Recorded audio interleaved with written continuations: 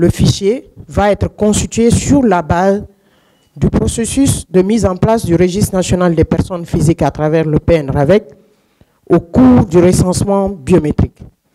Le recensement biométrique concerne les enfants de 10 à plus.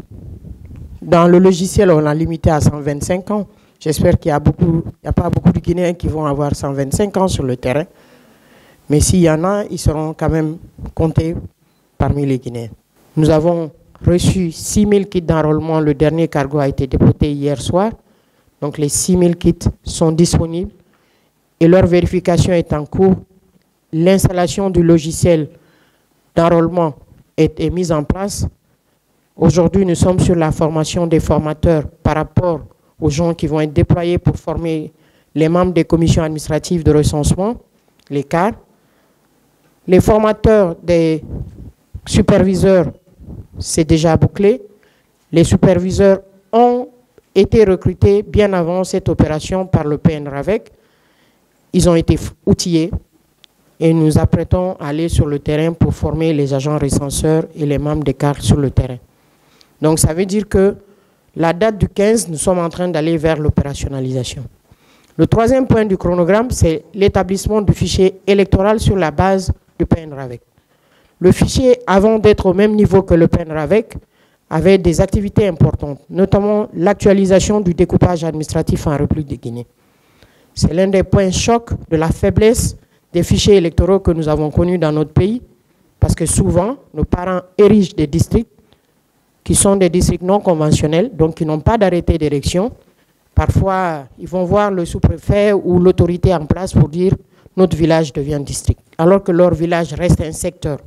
Donc c'était un problème de refus de s'enrôler même dans le district maire, alors qu'ils ne sont pas districts, mais dans la compréhension des citoyens, ils sont districts. Également, les hameaux qui se érigent d'eux-mêmes en secteur, alors qu'ils ne sont ni secteur, ils sont rattachés à un secteur, créent beaucoup de problèmes dans le découpage électoral. Nous avons pris 6 mois au ministère de l'administration du territoire pour actualiser ce découpage. Il est complètement fini et ça nous a permis d'enclencher une autre grande opération dans le cadre de la constitution du fichier. C'est la géolocalisation, l'identification des places publiques et l'opération de géolocalisation que nous avons fait avec l'Institut géographique national, l'IGN, qui a ce droit de cartographier et de faire l'élevé des données, des coordonnées GPS de 19 000 et quelques secteurs, pratiquement 20 000 secteurs. En République de Guinée, ont aujourd'hui des coordonnées GPS disponibles qui peuvent servir au ministère de la Santé, qui peuvent servir aux écoles, qui peuvent servir à tous les départements sectoriels. Nous avons identifié, géolocalisé 46 000 places disponibles.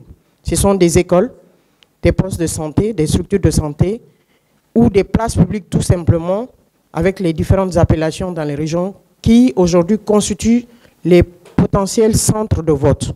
Donc ça veut dire que aujourd'hui, quand vous allez devant un kit, vous serez directement enrôlé dans un centre de vote de votre secteur. Donc ça vient faire gagner beaucoup plus de délai dans l'opération de consolidation et de constitution des listes électorales. Donc à partir de là, le fichier va être constitué sur la base du processus de mise en place du registre national des personnes physiques à travers le PNRAVEC au cours du recensement biométrique. Le recensement biométrique concerne les enfants de 10 à plus. Dans le logiciel, on l'a limité à 125 ans.